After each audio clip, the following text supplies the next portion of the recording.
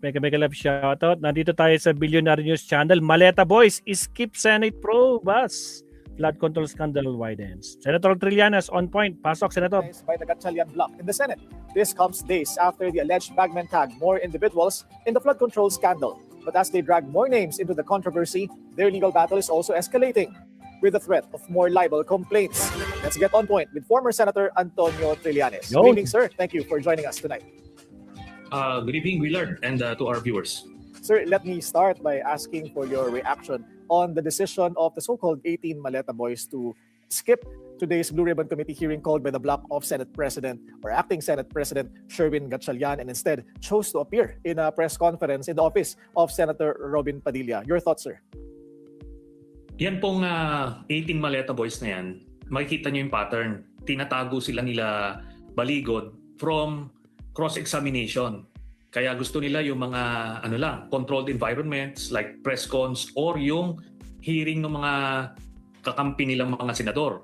Pero hindi nila maiwasan yan. Sa susunod na tatawagin sila ay obligado na silang humarap doon. At doon malalaman bawat isang dyan sa mga Maleta Boys na yan ay tatanungin kung ano ba ang kung totoo bang sundalo sila, paano sila natanggal sa serbisyo, paano, 'di ba? Kung ano yung mga kaso nila, malalaman 'yan ng mga kababayan natin. At individually tatanungin sila kung ano ba talaga yung nalalaman nila sa bawat na sinight nila. Mamimilipit po 'yan pagka bawat isa diyan ay tinanong ng mga senador, mawawala na 'yan sa script. Ganun po mangyayari diyan. Inaasahan niyo ba, sir, na sila ay patuloy na ipapatawag sa Senate Blue Ribbon Committee hearing at mathreat na magkakaroon ng threat na sila ay maaresto kung sila ay patuloy na magde-defy doon sa subpoena? Ganun po talaga ang mangyayari dyan. They don't have any choice. Pag humarap sila dyan, talagang mamimilipit sila paglubid ng kanilang istorya. Tapos naman, kung hindi naman sila atin, may issue naman sila ng warrant. Kaya they will have to pick their poison. This afternoon, sir, two of the bagmen, through their lawyer, admitted that they made a mistake in claiming that Senator Loren Legarda received money. How do you think this affects their credibility? Alam niyo po, yan na naman ang panghuli na patunay na talagang gawa-gawa nila lahat yan. Nakita niyo, very random yung pag-i-include ng mga pangalan. Kapag kakampi ka na, tanggal ka na. Kapag kalaban ka na, isasama ka naman. Ganyan po yan. Si Baligod, ganyan ang reputasyon yan simula pa nung Napoles scandal. Yung listahan paiba-iba. Tapos may nadadagdag, may nababawas. Depende yon sa mga pag-uusap nila. Kaya ito po, na doon sa mga nagbanggit sa pangalan ko, mali na kagad, 2 beses siyang nag-appear, o ilang beses, 3 o 4 na beses, plus yung affidavit pa, at bawat appearance or official statement ay nagbabago. Kaya kanina ay hopefully matapos na yung kaso ng mga nauna, pero magpa-file pa ako ulit ng panibagong kaso sa kanila. Paano po naiba, sir, itong panibagong kaso na plano nyo pong isampa laban sa kanila? Naku po, may kaso na. Dito na lang po, I was advised by my lawyer na yung mismo nagsalita na lang, nag-mention ng pangalan ko, yun yung makakasuhan at kasama na si Marcoleta at si Cayetano for facilitating those libelous remarks. Putragis, kasama si Cayetano at si Marcoleta sa kakasuhan. Oh my goodness. Mga nag-facilitate. Diyos ko po, Rudy. Naku po, malaking problema na naman to. Dagdag kaso na naman sa kanila. So yun po nagsabi. Nung una, ang sinabi, doon daw hinatid sa residence ko, 6 na maleta. Tapos nung Thursday, sinabi, doon naman daw doon sa aking opisina sa Quezon City, hinatid yung mga maleta, 6 na maleta. Doon naman sa affidavit nila, ang sabi nila, 2 maleta yung ibinigay sa akin. So itong mga ito, dapat galingan nilang pag-memorize ng script kasi magkakabuhol-buhol talaga. So yun po talaga ang insistence nila, sir, na mayroong script at syempre mayroong direktor at nasa likod po nito. Malamang. Maliwanag po kanina doon sa press con nila Baligod, nadulas siya. Sinabi niya na pinagplanuhan nila yung mga sasabihin. Sinabi niya yon in those words ni Baligod. Tapos sinabi rin niya na nire-review nila yung mga sasabihin. So, dito mo makita na talagang may nagkakamada ng mga sinasabi nila. At sino po ulit ito, sir? Kung maaari po ninyong sabihin. Si Baligod mismo ang nagsabi doon na pinagpaplanuhan nila kung ano yung mga sasabihin. Sinabi niya kanina dun sa kanyang press con with Robin Padilla. So, ewan ko kung nadulas siya o iniisip niya okay lang yon. Either way, it shows na talagang hindi ito. And sabi ko nga sa inyo, once mag-appear yan sa isang forum na pwede silang tanungin directly, mamimilipit yan. Kung maalala ninyo, di ba nung sinumpi na yan sa NBI, di ba ayaw nilang ipaharap? Tapos kinalaunan, joint affidavit yung binigay. Tapos yung 6 na nagbigay ng statements, gustong bawiin ni Baligot mula sa NBI. So ilang beses na to, very very obvious na talagang ayaw nilang isubject ito sa cross-examination kasi talagang mabubutasan yung kanilang kwento. Kayo ba, sir, ay naimbitahan na ng either of the 2 Senate blocks ngayon sa Senado na mag-attend sa isang inquiry?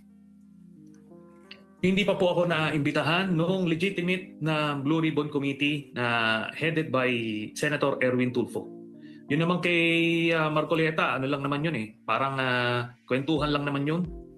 So, saka na lang pagka meron siyang personality. Kung umattend siya doon sa committee ni Senator Tulfo, pwede niyang i-request na maimbitahan ako. Doon ako sisipot. Alright. At sa former senator yourself, sir, what do you think of the current leadership gridlock in the Senate? Ano po, wala namang gridlock yan. Pinipilit na lang ni Cayetano, no? So dumadaan siya doon sa 5 stages ng grief, ano? So in denial siya. In denial. Tapos naggalit-galitan siya. Tapos ngayon nagne-negotiate na kung pwede daw ba silang joint signatory ni ano. So konti na lang eventually pupunta siya sa acceptance stage niya. Ganun lang naman 'yan. In fact, itong si Senator Legarda, doon sa kanyang letter kay Senator Tulfo, inacknowledge niya na ang chairman ay si Senator Tulfo. So kaya marami kinalaunan ay ganun na mauwi yan. Walang employee ng Senado na sumusunod kay Cayetano. Lahat sumusunod na kay Senator Gatchalian. So wala na, no? Even sa mga website ng Senate, tinanggal na siya bilang Senate President. Si Senator Win ang Senate President pro tempore. Yun po. So walang kaguluhan. We'll just take a short break, sir, and we'll continue our discussion with former Senator Antonio Trillanes when we return. Walang break. Fast forward ka agad. Only a probable cause. You don't to resolve this. Tingin niyo ho ba ay magbibigay daan si Senator Cayetano or dapat ho bang may tumalon mula sa grupo niya papunta sa grupo ni Senator Gatchalian? Meron na. Iyon po yung pinakang madali, no? Kung may lilipat na isa from Alan's group to Win's group, pwede yon. Pero kailangan mag-conduct ng special session. Ang presidente, mag-request sila ng special session para ma-effect yung formal election ng Senate President. Tama. Dahil hindi pwedeng kahit lumipat na in theory, pero habang hindi yan na-operationalize through a session in the Senate, wala pa rin, no? Si Sherwin pa rin yung pro tempore na status. Pero given the situation now, ultimately bibigay si Senator Cayetano dahil wala nang nakikinig sa kanya na mga officers ng Senado. Pagka nag-insist siya, no, pati yan si Marcoleta, magsubukan nila mag-insist ng mag-conduct ng committee hearing, pwede na silang i-out of order, pwede na silang i-contempt at ipa-detain, no? Ganyan po yan pagka nagde-defy ka ng order, ganun po yan. Kaya siyempre, gusto nila yung gulo, papakita nila sa publiko. Matapang sila. But they don't have anything Wala. Kahit tanungin nyo, bawat empleyado sa Senado, sino yung Senate President na de facto na sinusunod nila, sasabihin nila si Senator Win Gatchalian. Ganun lang po yan. At nakipagpulong na nga po yung union ng mga employees ng Senado kay Senator Win Gatchalian. Sir, you once stood as a senator judge sa kaso naman ng impeachment trial ni Chief Justice Renato Corona. Are you worried, sir, that maapektuhan ng current leadership struggle sa Senado yung napipintong impeachment trial ni VP Sara?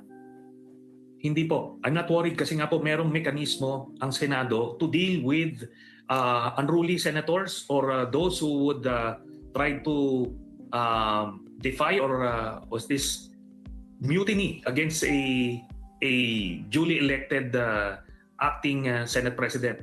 So, subukan natin senaryo. July 6, magsisimula, magpe-presiding officer si Senator Wing Gatchalian. Kung makipag-agawan ng upuan si Senator Cayetano, ida-direct lang yung Sergeant at Arms to detain itong si Senator Cayetano.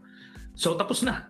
Di ba? Wala nang pwede. Ngayon, kung susubukan nilang mag-Facebook live siya o hindi siya umattend, mag-press con sila sa ibang lugar, di tuloy lang po yung impeachment trial without them. Ganun lang po ang sistema dyan. They can create a scene, which yun yung gusto niyan palagi ni Alan, pero may mekanismo. Ngayon, kung may konting kahihiyan pa sa sarili niya, dapat, tanggapin niya na yung katotohanan na natanggal na siya. Otherwise, talagang aarestuhin siya ng Sergeant at Arms. Ganun po yun. Basta ho sir, may quorum, ano po? Yes, 12 po yung quorum based doon sa basis nila na natanggal na, wala na si Bato tsaka si Jinggoy. So 12 pa rin yung quorum at may na-establish na po yan. In fact, hindi nga kini-question ni Cayetano.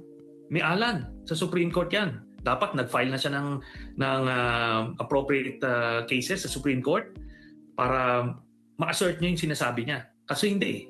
Kasi nga alam niya, deep in his heart, tapos na ang boxing. Tungo naman po ako sir sa Friday lang yun, Senator Trillanes. There was a time na ilan yun? 7 times na nag-12 quorum. At kasama dun si Cayetano, pati si Pia, pati si Lauren. Kasama sila, aware sila dyan. ibang issue. Meron ho ba kayong impormasyon kung nasaan ngayon si Senator Bato de la Rosa? Ganito po, maraming mga leads na natatanggap, pero kailangan kasi talagang i-verify itong mga leads na ito para masigurado natin hindi tayo mini-mislead, o dinadivert kung saan. Kasi pag malapit na natutumbok mo na, pwede silang magbigay ng ibang impormasyon para malihis ka. So, ano ho yan? It's a difficult process, pero ang inaantay ko nga na gawin itong DILG ay magbigay sila ng reward. Pagka nagkaroon po ng reward sa information na mag-lead to the arrest of Bato, mabilis po yan. Mabilis yan. May minimum amount po ba kayo na nakikita ang dapat iset na reward po? Basta siguro mga 20 million pataas. Yun! Ano na yan? Sa hirap po ng buhay, meron nakakita sa kanya, yun po. At mismo yung ibang nagbabantay sa kanya. Putragis, kabsat. Kabsat, Jen. Putragis, Diyos ko po. Kabsat, this is our time. 20 million daw. Uy. This is it na. Parang si Kwan lang yan. Parang si Atong Ang. 20 million din si Atong Ang eh. 10 million si Kibuloy. Tapos Bato. 20 million. Ay, putragis. Ituturo lang natin. Ako, one time, big time. Pwede. Yun mismo ang pwedeng ipasa sa mga kamag-anak nila para sila yung makakuha ng reward. Ganun lang po yun. Over the weekend, sir, kayo po ay nagpahayag ng suporta para sa RISA na movement para sa potential presidential run ni Senator Risa Hontiveros. Again, sir, why Senator Risa? Kasi po, nakita naman po natin, aside sa qualification niya, na nag-excel talaga siya sa iba't ibang larangan, pati educational background. Pero ito po, yung pinakita niya na talagang ipinaglalaban niya yung mga interes ng iba't ibang sektor ng lipunan. Nagre-reflect dun sa mga naipasa niyang mga batas. Ito ay pagtulak sa interes ng mga manggagawa, women's sector, LGBT, pati kabataan. At yung ordinaryong Pilipino. Sa mga nanay, pati mga single parent, lahat po, yan inilaban niya, tinulak niya, at ngayon nagbe-benepisyo sila. Pinakita rin ni Senator Risa yung tapang niya na tumindig sa mga politikong dambuhala. Simula pa nung kay GMA hanggang kay Digo. At hindi siya passive, kahit na yung mismong safety niya at freedom ay nakasalalay. Biruin nyo, nung kinupkup niya yung mga testigo doon sa Kian de los Santos murder, siya ay pinagtangkaan na kasuhan o kinasuhan siya ng kidnapping para ma-intimidate siya pero hindi siya bumigay. Tapos ito, yung kila Alice Guo, yung Senyor Aguila, Kibuloy, kay Digong mismo, talagang hinabol niya. Yun yung mga katangian na kailangan natin dito sa 2028. Hindi po pwede yung mga play safe. Kasi iba na po ang ginawang Pilipinas nung dumaan sa kamay ni Digong, maraming giniba ng mga institusyon ng demokrasya. So ito yung mga kailangan natin na ayusin.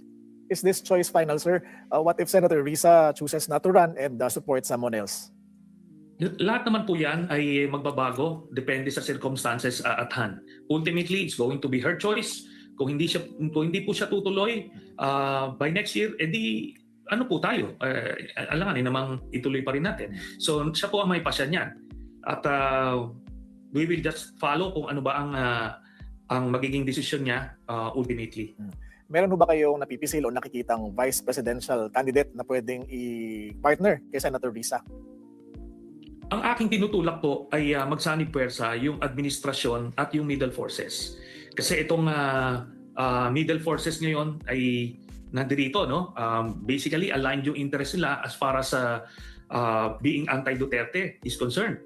So yung administrasyon, kung magsanib puwersa into a coalition with itong middle forces na pinamumunuan ni Senator Risa, edi yun po ang pwede mangyari. Si Senator Risa ang magiging standard bearer for president. Pwedeng si Senator Erwin Tulfo ang pwedeng gawing kandidato for vice president ng administrasyon. Para yung buong puwersa mas solid talaga at masigurado nating magtatagumpay itong mga anti-Duterte forces. Are you proposing, sir, a timeline? Kumbaga, dapat magpasya na sila this early para po makapaghanda po ang grupo. Nag-express naman po ng openness na si Senator Risa. Kaya nga po tinuloy na namin yung aming pag-i-endorso sa kanya kasi nga wala na tayong oras. Kung aantayin pa natin kagaya next year, kagaya ng 2022, no, yung pag-decide, hindi ko kakayanin, hindi ko ganon. Kasi yung kabilang puwersa ay nagsimula na 2023 pa lang yata. 'Di ba? Nagdeklara na sila. Tapos ngayon, hindi naman pwedeng pinapartidahan natin yung kalaban. Kailangan simulan natin maaga ito. At so doon po sa middle forces, isa lang po ang nagsabi ng openness, siya nga po si Senator Risa. Si Mayor Leni Robredo, nagsabi na po siya definitively talagang hindi siya tatakbo sa pagkapangulo. Doon na lang daw siya sa Naga, tatapusin niya yung 3 terms kung sakali. Si Senator Bam naman ay nag-iisip-isip pa. So, ganun po ang estado. Sa akin dito, given the situation at hand, kung nag-iisip-isip ka pa kung maninilbihan ka bilang Pangulo ng ating bansa, kung hindi ka handa hanggang ngayon, baka hindi ka na maging handa. So, yan naman ang isa pang dahilan kung bakit namin tinutulak na si Senator Risa. Panghuling tanong, sir, what are your own plans? Hindi pa handa si Bam Aquino, wag ka na. Parang ganun yun. Sige, si Risa na lang. Diyos ko pa. 2028. Hindi na po ako tatakbo sa kahit na anumang posisyon. Kaya ang ibubuhusan ko na lang po ng atensyon itong pagsuporta sa nararapat na kandidato sa 2028. Yun na nga, si Senator Risa. Former Senator Antonio Trillanes, maraming salamat po sa oras, sir. Maraming salamat po sa inyo.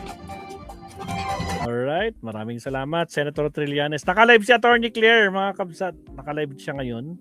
Meron siyang ilan? Oh my goodness, 7,000 live viewers siya ngayon. Live niya. Sige. Okay, punta tayo kay Attorney Claire.